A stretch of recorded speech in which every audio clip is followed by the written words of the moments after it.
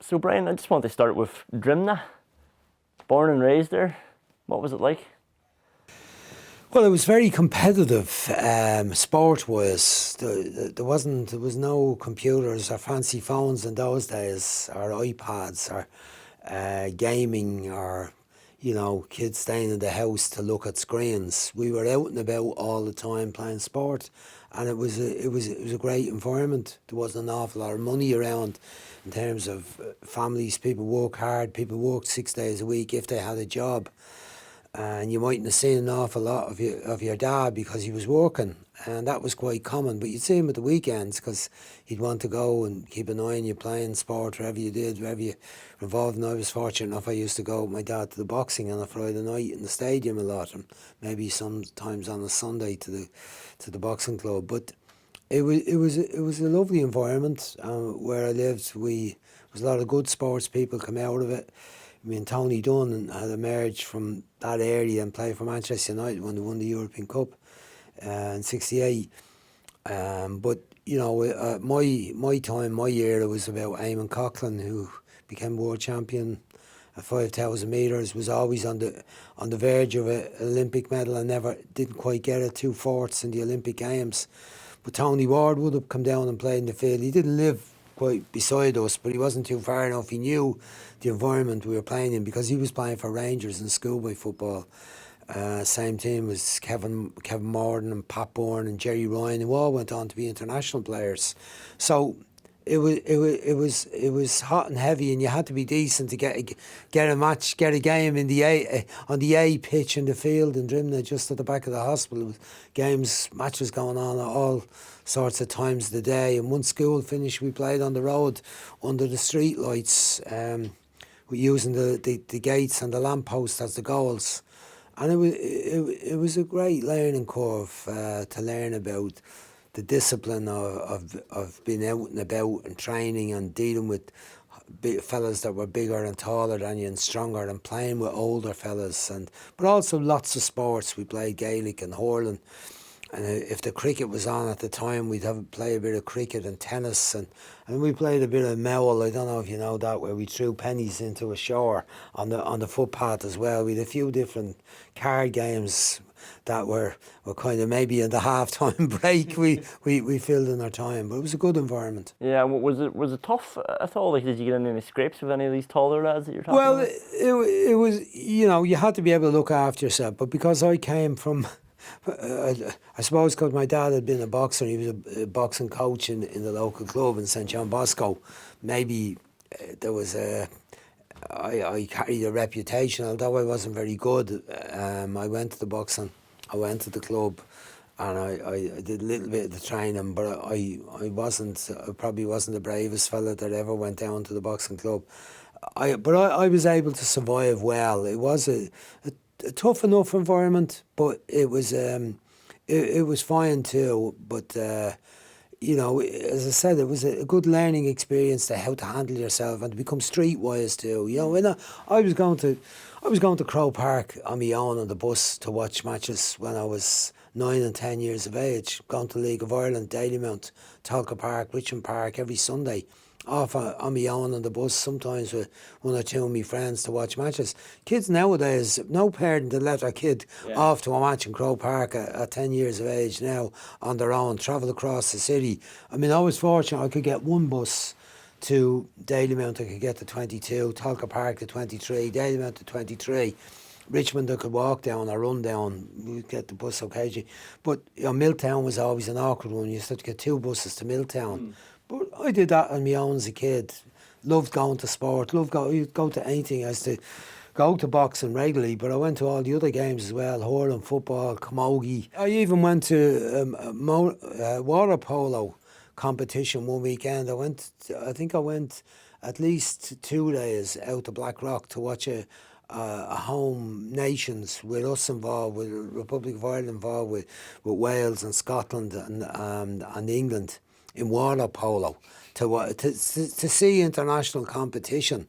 And I would have went into town, got the bus into town, got the train out, On my own.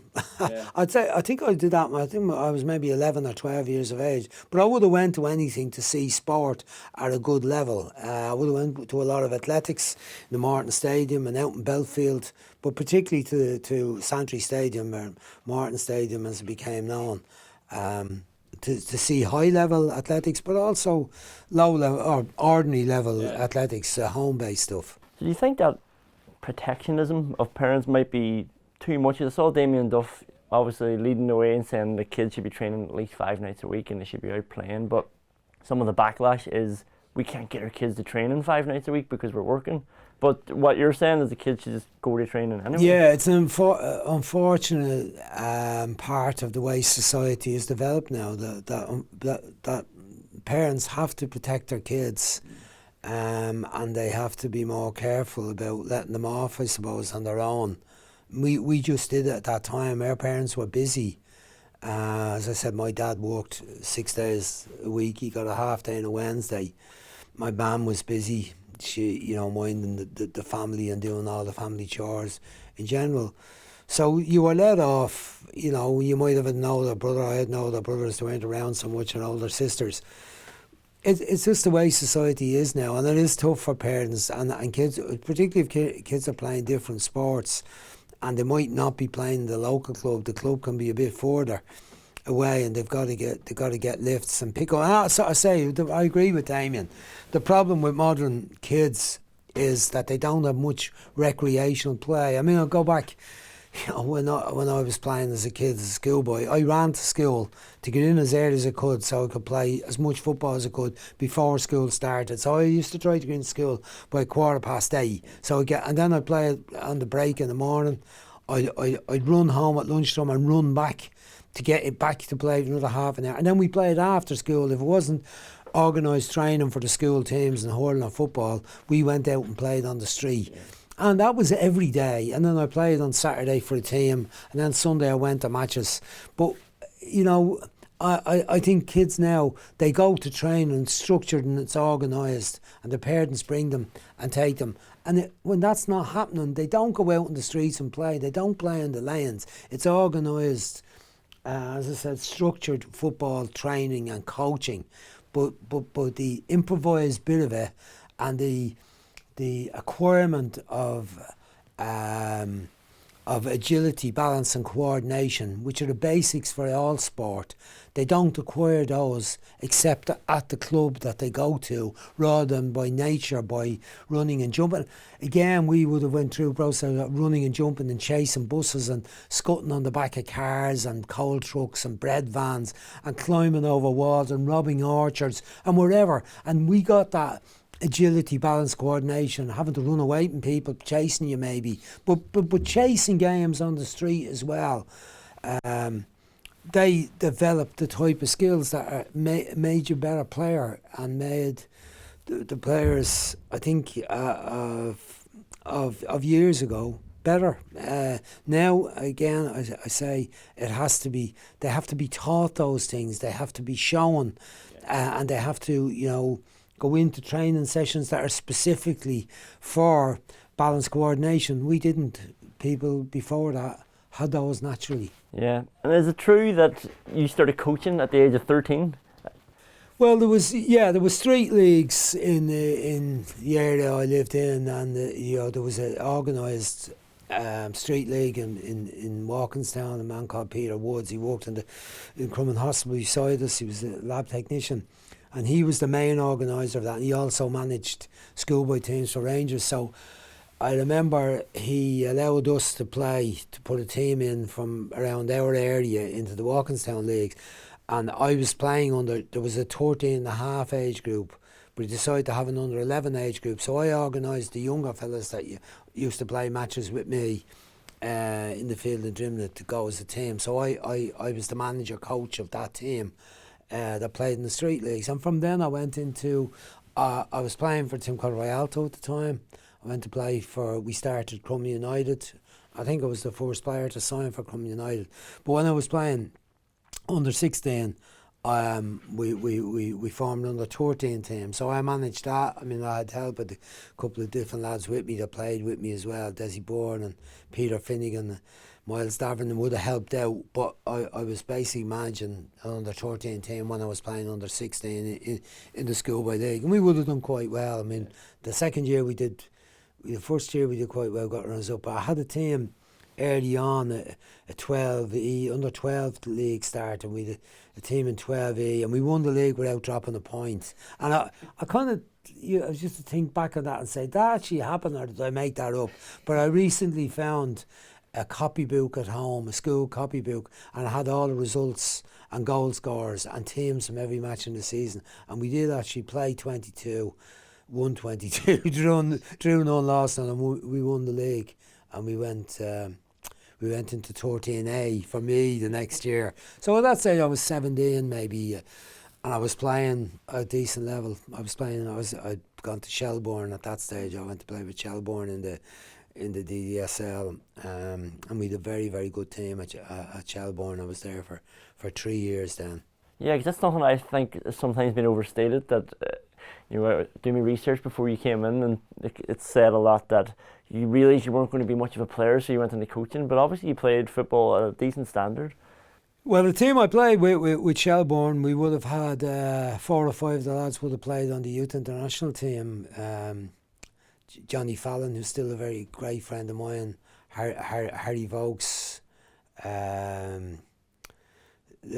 Peter Quinn, Desi Tittle, Tommy Brett. Some really, really brilliant players on that team. And I was probably just a little bit short. I was short in physique, but also ability-wise, I might have been just a little bit behind them. But we were the best team at 17 and 18. Would have won the league both years. We beaten in the FAI. We won the cup under 17, Blakely Cup against Joey's in the final. I would have got goal in the final. We were beaten in the U Cup final by Drogheda in the second replay. That Mick Fairclough, he became a great player, an international player actually for Ireland after, was their star player. But so I was on a good team, but I was always running teams at that stage. And, I was in the B team at the Shells, and then I went to Drums, who are the now defunct Drums. I got out of football. I had a spell there in the reserve team. But I was managing, and I was taking a lot of enjoyment out of the management. I didn't know I was coaching. The phrase wasn't so common then. But and then Liam Toohey asked me to come to Shamrock Rovers to manage a youth team at Shamrock Rovers when I was 20. So the decision about playing, my emphasis became more about the level I was managing and coaching at was higher than the level I had the ability. I was a frustrated player that couldn't break into the first team, and yet I was managing the youth team for Shamrock Rovers, who were the top club in Ireland at the time. And then, shortly after, Shelbourne asked me to manage the reserve team, but I was still playing. I played with Bluebell. I won an intermediate cup medal with Bluebell in the early 80s, with Bluebell United in Leicester Senior League. I played a lot in the amateur league with the College of Technology, and we had a bit of success there. But I was coaching and managing at a higher level than the level I was playing at. So it made it easier for me to make a decision to put my focus and my emphasis more on the coaching side of it, and that's just how it developed. Like, after I was 27, 28, I didn't play very much after that then, because it became more serious on the management side. Yeah, and how do you see, obviously a lot of, say, 16-year-olds go over to England. That's the model now. You go over to England and try to make it over there. But I did a story with Michael Kennedy from Derry. He's in Charlton at the minute. But he said when he first went over, there were 5 Irish lads. 4 of them aren't playing football anymore. So you always do the story of these lads going over, and it's great, and they might make it. But then we never do the story when they're 18 and they're just out of love with football. Well, look, that's the unfortunate part of it all.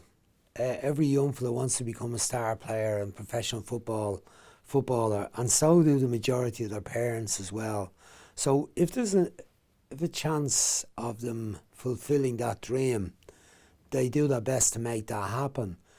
The problem here in Ireland is the alternative to that hasn't been provided frequently enough in the past, and that's where there's a huge deficiency in the model of Irish football. The League of Ireland clubs haven't been strong enough, haven't had the resources, haven't had the coaches, the backup staff, the finances, the training grounds to support a professional structure that allow the best young players come into it, stay in it for a reasonable amount of time, maybe stay in it until their football career is finished, or graduate onto a higher level of football in Britain or throughout Europe. That hasn't been available to them. The first stop for the potentially most brilliant players is to go to England at 15, 16, 17 years of age. And you go into a whole totally different environment where it's hard for young Irish kids to adapt to. Only the strongest survive. They also need a bit of luck to make a breakthrough at first team level. Unfortunately, many of them come back home with their tail between their legs, no party for them when they come back, falling out of love with football, no academic qualifications, no qualifications to do any little work, don't find it too easy to go back into an academic background. And we haven't provided enough structures or support to those kids over the years. Please God, in the future we will provide a structure and a proper academy structure that allows the best players to maintain and find a way academically that gives them a base that they can go into another career if football doesn't provide a career. And let's face it, for the majority of kids, it doesn't provide a professional lifestyle or wage that means that they can, prosper and bring up a family and buy a house and so on. Football, it's a minuscule number of players get that opportunity and that lifestyle. So there's got to be a lot more emphasis on academic or let's say qualifications. They might be in the trade. Not necessarily everyone doesn't have to become a scientist or an accountant, but people who have a gifted ability with their hands should be encouraged to perform, to get involved in trades and getting a qualification, serving apprenticeship as well as their football. Whatever it is to be, their future has to be provided for, and we haven't done that in Ireland. We've provided the dream.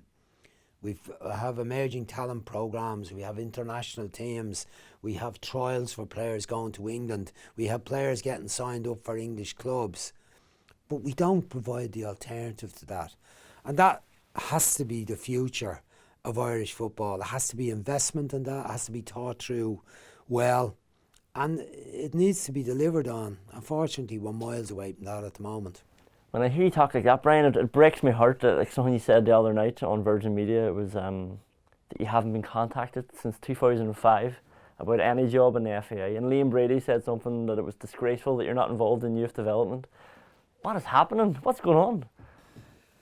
Well, that's for other people to answer. It's almost embarrassing for me that Liam would talk in that fashion. But, equally you could look at Liam and say, what part has he played in Irish football other than being involved in Trapattoni's regime for a period of time, with all the experience he had at Arsenal. And that is a problem across the game. We don't have football people involved in the decision-making process in the FAI. We have a board of 53 people and a chief executive. None of them, in my understanding, have any great background in football as managers, as coaches, as players. They have great background in administration. But, me personally, from the day that I got a letter from the FAI, I didn't even get a phone call, I got a letter from the FAI telling me that my contract was not being renewed. I haven't had any